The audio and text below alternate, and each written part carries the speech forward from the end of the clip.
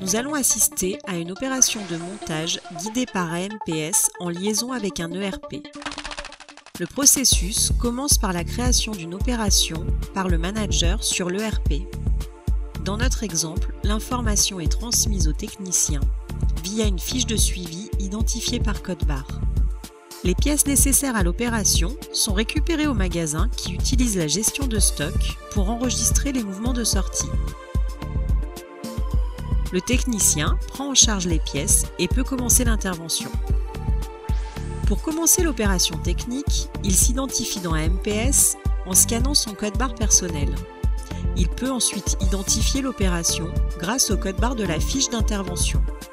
Le logiciel traite l'identifiant de l'opération en consultant la base de données de l'ERP afin de déterminer la procédure adaptée et l'affiche dans sa version la plus à jour. L'opération technique est divisée en étapes. Ces étapes peuvent s'enchaîner de façon linéaire, former des boucles et présenter des actions complémentaires. Le mode opératoire présente des écrans qui guident pas à pas le technicien. L'étape se termine par une validation.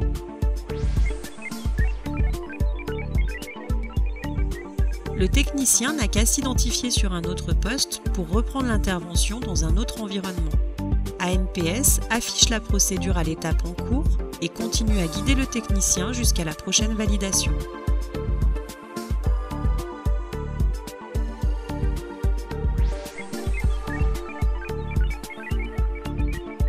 Pour une étape de vérification ou de diagnostic, AMPS affiche les données de référence afin que le technicien puisse évaluer l'état des pièces.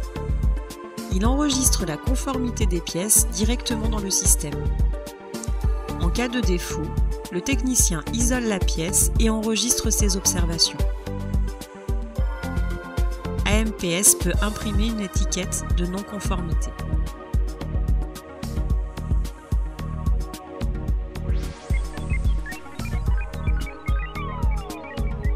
Toujours guidé par la procédure, le technicien procède au montage.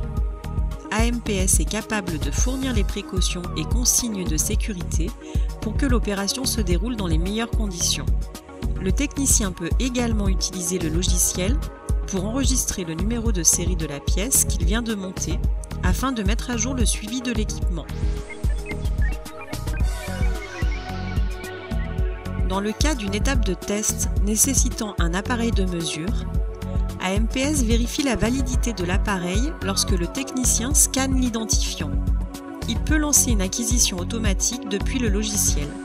L'appareil mesure une grandeur sur le produit. AMPS récupère directement les données de la mesure pour les enregistrer dans sa base. Lorsque les mesures sont terminées, le technicien arrête l'acquisition.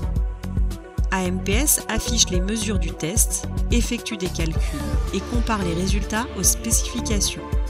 Si le test est non conforme, AMPS oriente le technicien vers le protocole adapté. Par exemple, il peut afficher les étapes à reprendre. Dans ce cas, AMPS enregistre ce nouveau passage sans effacer le précédent. Si le technicien termine son service avant la fin de l'opération, il peut la suspendre en se déconnectant. Si le technicien a des informations à faire remonter, le manager peut enregistrer ces informations dans AMPS sous forme de consigne.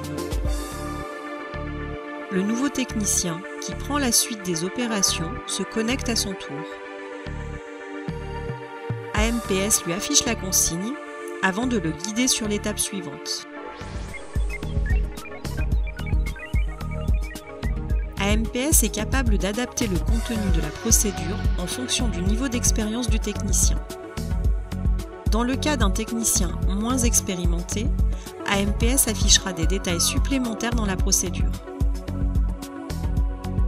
La validation de la dernière étape de la procédure met un terme au déroulement technique de l'opération. À cet instant, AMPS met à jour le statut de l'intervention dans l'ERP. Le déroulement technique est terminé. Si besoin, le manager peut retrouver tous les détails de l'opération sur la console de gestion d'AMPS. Il peut également exporter ces données sous forme de rapport informatique ou papier.